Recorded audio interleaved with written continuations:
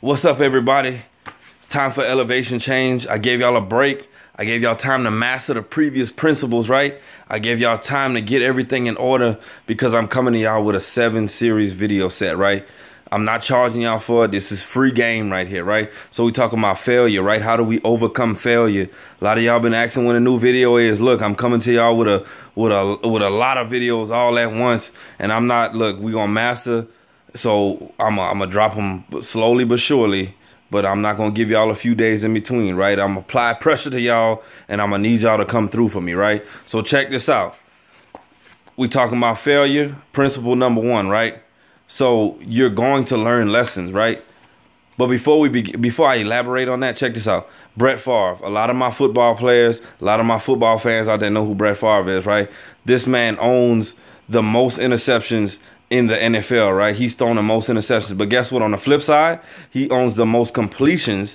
That means that when the ball leaves his hand, somebody caught that football, right? He also owns the most consecutive starts in the NFL.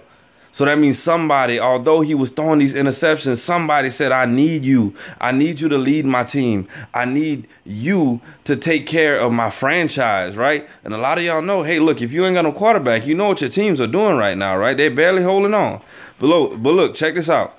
So we're talking about learning lessons, right? So you will learn. If you're not ready to learn, you're not ready for success. You're not ready to give up failure, right? I need you to learn. I need you to embrace learning, right? So one of the greatest problems people have is that they take one isolated situation and then it's the end of the world. Oh man, I can't do it no more. I'm a failure. I can't progress in my life or anything of that nature, right?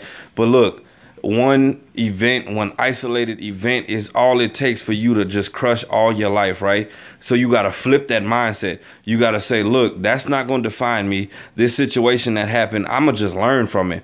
Everything that I do, I'm just going to learn the lesson behind it, and I'm going to keep it pushing, right? Because look, at the end of the day, you found a way that it doesn't work. That's it. That's as simple as that. No one is going to condemn you for making a mistake. No one is going to, push you out of their lives for doing one thing if you don't learn the lesson behind it. Learn the lesson. Look, I can't preach it to you enough, right? So learn what it is. Learn what the root is, right? So we talk about a lot of times you got to get to the root of things, right? So think about this, and I'm gonna give this to y'all so y'all can understand, right? It's simple.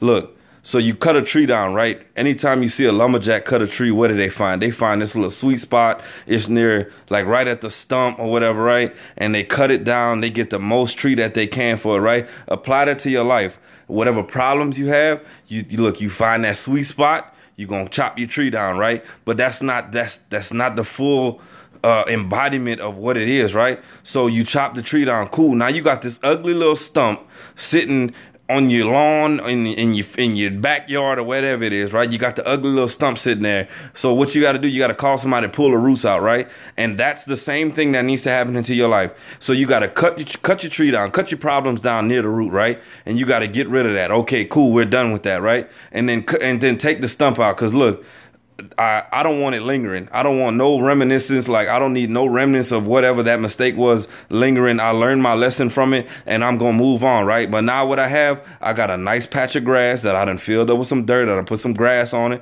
It looked great. I done lined it up. I got one little square, you know what I mean? So apply that to your life. It's the same exact thing.